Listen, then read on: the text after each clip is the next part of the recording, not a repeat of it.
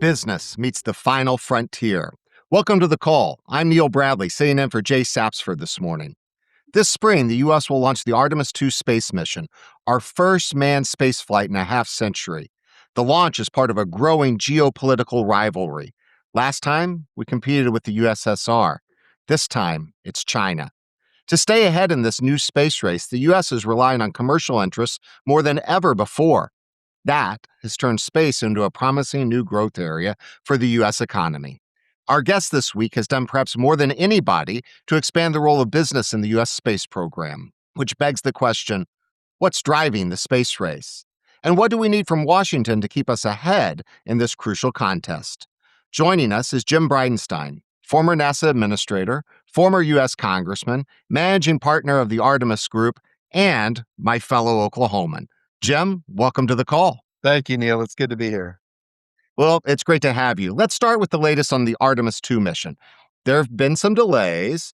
Do you think we'll be able to launch next month? Well, I'm confident we will, but let's be clear, whether we do or not is less relevant than the fact that when we do, we will be safe. We have to keep perspective here. We are going to the moon for the first time since 1972. We're going to the moon with humans. So this is a new vehicle. It has flown once. It flew very successfully back in 2021. And now we're flying it a second time, and this time it's flying with humans. So whether or not we go on time, to be clear, is less relevant than the fact that we're going and we're going to go safely. I will tell you, and this is important, Neil, the new NASA administrator, Jared Isaacman, has put out some very important directives that say we're going to increase the launch cadence. And all of that is going to be important for making sure that as we go forward, we don't have delays. And the workforce is ready to go, and the rocket is ready to go, and everything is ready to go on a regularly scheduled launch cadence, which until now we have not had. So I'm excited about what the future holds. So regular cadence, safety obviously paramount. We want to have a successful mission. You started describing where this mission kind of fits into the Artemis trajectory, right? So we began with an unmanned. This next upcoming mission will be manned around the moon. Where do you see the sequence playing out? What's the plan? And do you have a sense of the timeline, if we're able to stay on schedule, as to when we actually might have Americans back on the lunar surface? Absolutely. So what President Trump wants to do is he wants to put a base on the surface of the moon. And that was going back to his very first space policy directive of his first administration, of which I was the NASA administrator. So it was, we're going to go to the moon, we're going to go sustainably. In other words, we're going to stay. We're going to go with commercial partners, international partners, and we're going to use for the first time the resources of the moon to live and work for long periods of time. We're going to take all of that knowledge and we're going to go to Mars. So it is moon and Mars. It is both, but the moon is the first step. And I would also say that, yes, this is going to be the first crewed mission. It's an orbiting mission. And so to be clear for your audience, they're not going to land on the surface of the moon because we don't have a moon lander yet. But we've got two commercial providers that are building landing systems so that eventually, by 2028, we're going to land on the surface of the moon. Now, that's the plan. Now, it's also true that there's a lot of development that has to happen between now and then, but we want to go as fast as possible, and it's paramount that the United States make every effort to be first when it comes to this generation's race. As you said today, it's between the United States and China. We need to pull out all the stops and do everything we can to be first. And if we're not, we need to realize, while we may not be first, we're going to be the most sustainable. In other words, we're going to stay. We're going to use the resources. We're going to do things different. And we're going to take that knowledge to Mars. Jim, you just described this race with China and the concept of how we're racing to get there. And part of how we're doing that is a public-private partnership in the United States. We're putting up a chart with numbers from the Space Foundation. The numbers show the total size of the global space market now reaches more than $600 billion. Back in the first race in the Cold War, the government paid for all of that. Today, the private sector accounts for 78%. How important is this difference and is this public-private partnership, and what accounts for the different approach that we have today than what we had during the Cold War?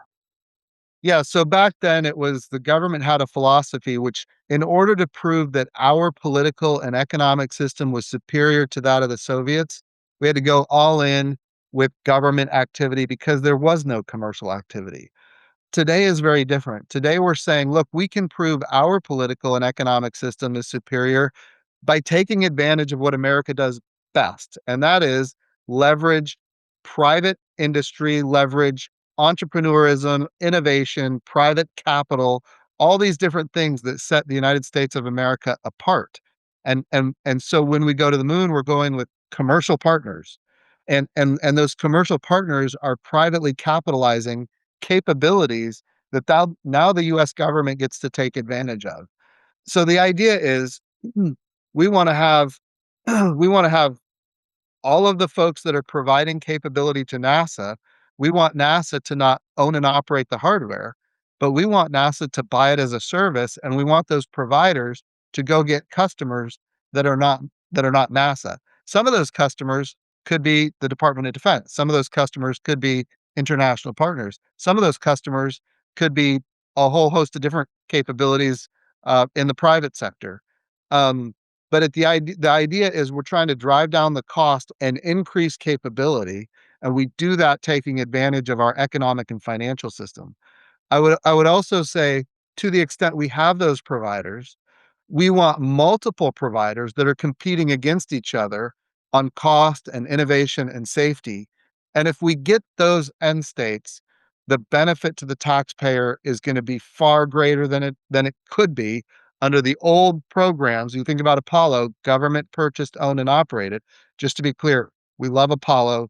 Great moment in American history. Many, many great moments in American history.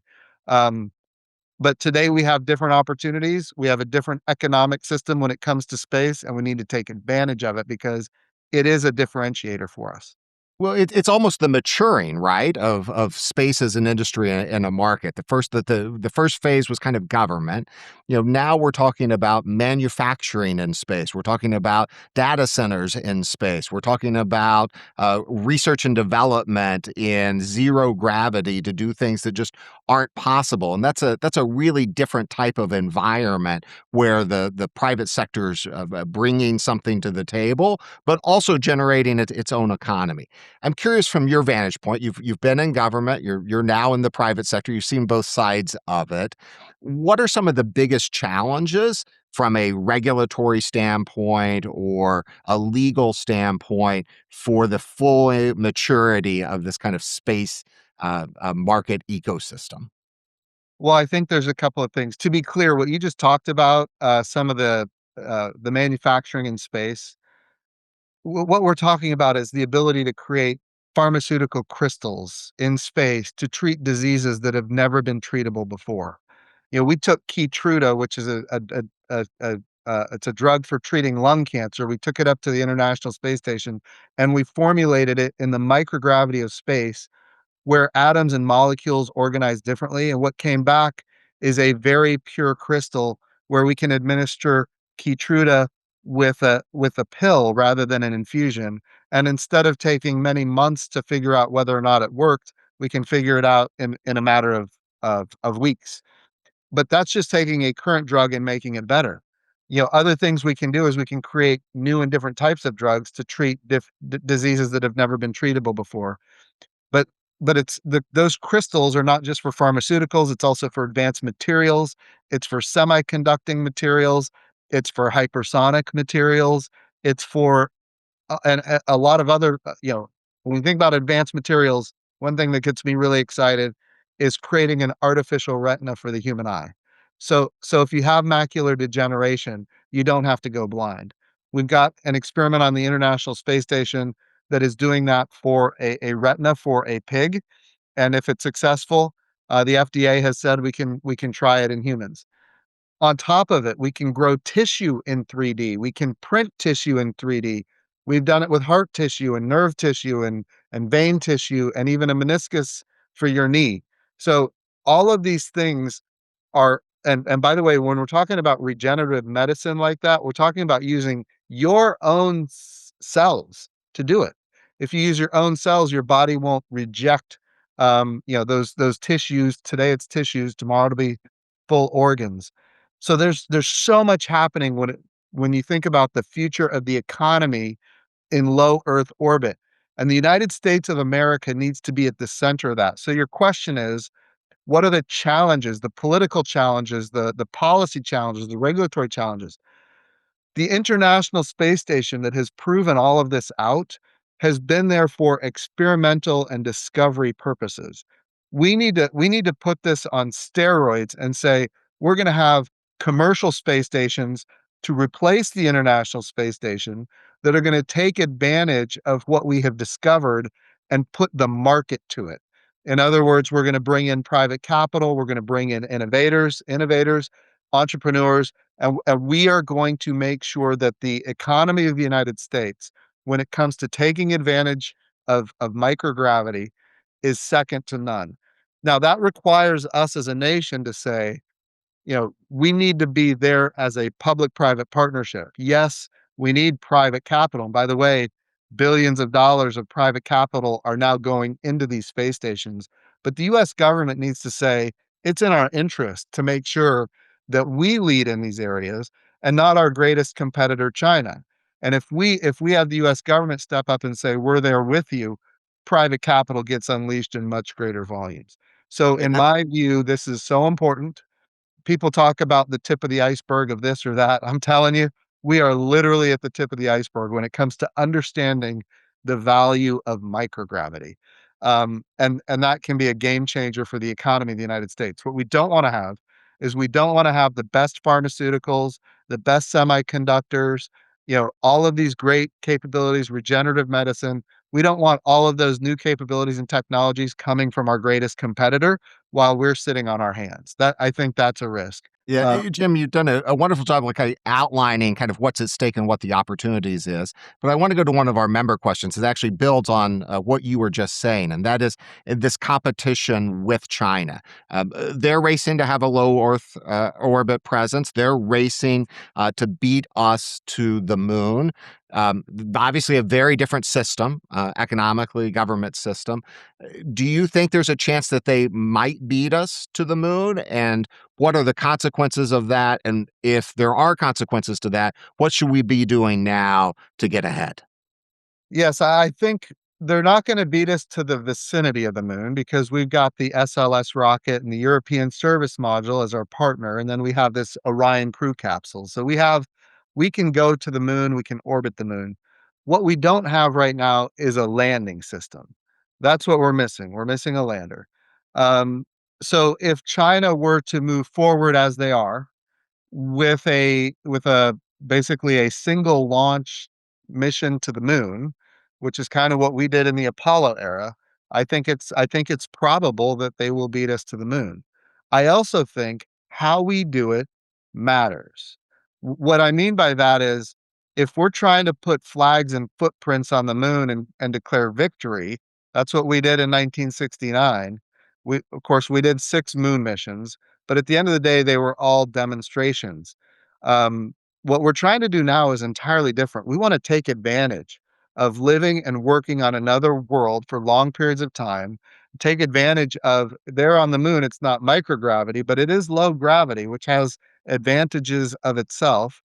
But it also, there's all kinds of other things there. There's water ice.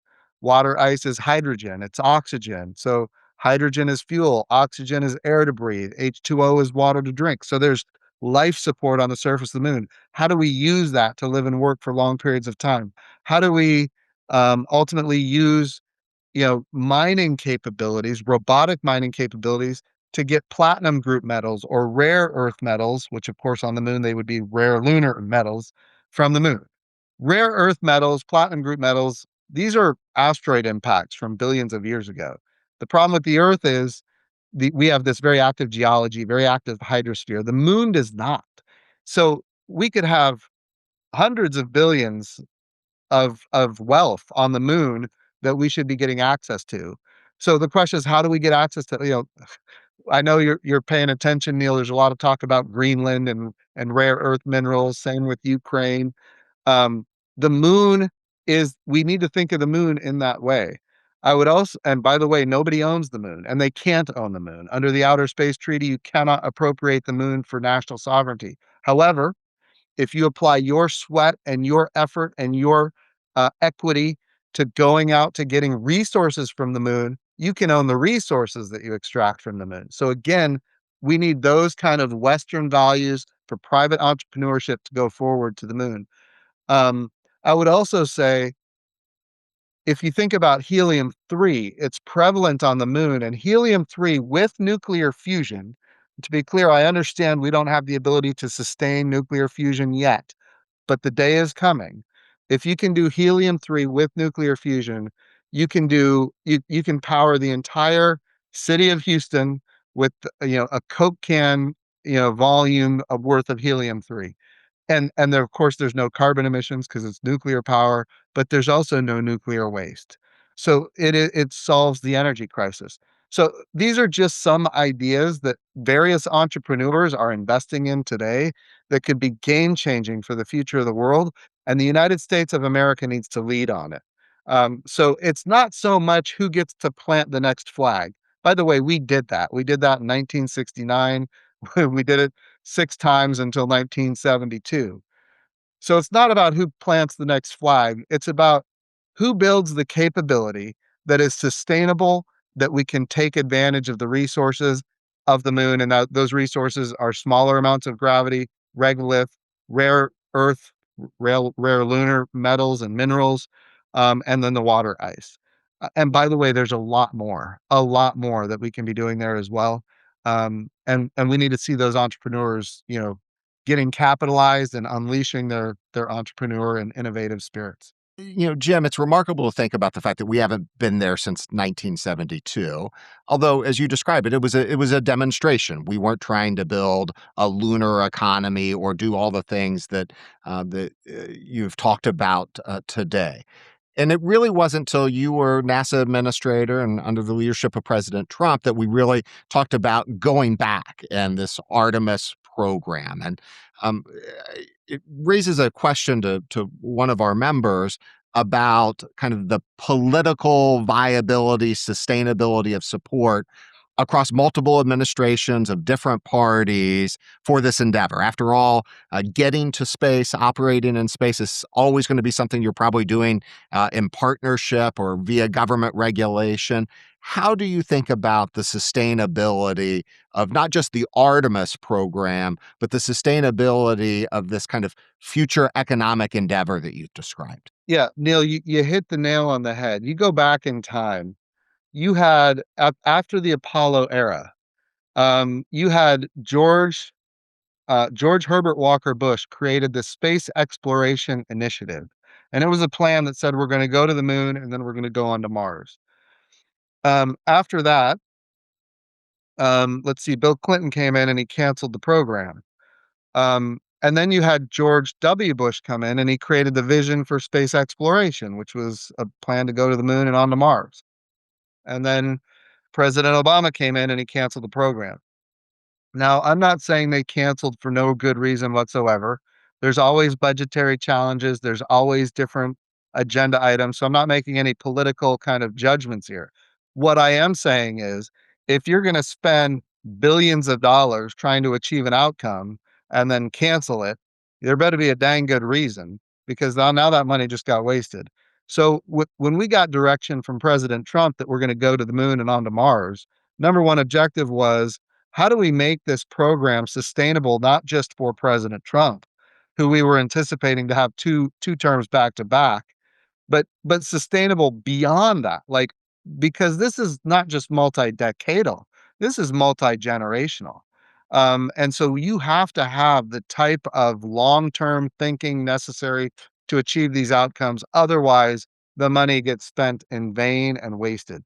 So, to your point, and I get it, we have to make sure that programs like this are apolitical, like they are bipartisan. Like, this is a program for the United States of America at large. And I will tell you, as the NASA administrator, I found it to be true even in the most polarizing times, people would unite around the idea of going to the moon or going to Mars. It can be done. We worked really hard to make sure that it was done. And by the way, President Biden sustained the program. President Trump is now reinvigorating the program. And whatever comes next, I think this program is on good footing moving forward. I also don't think it hurts that China is going.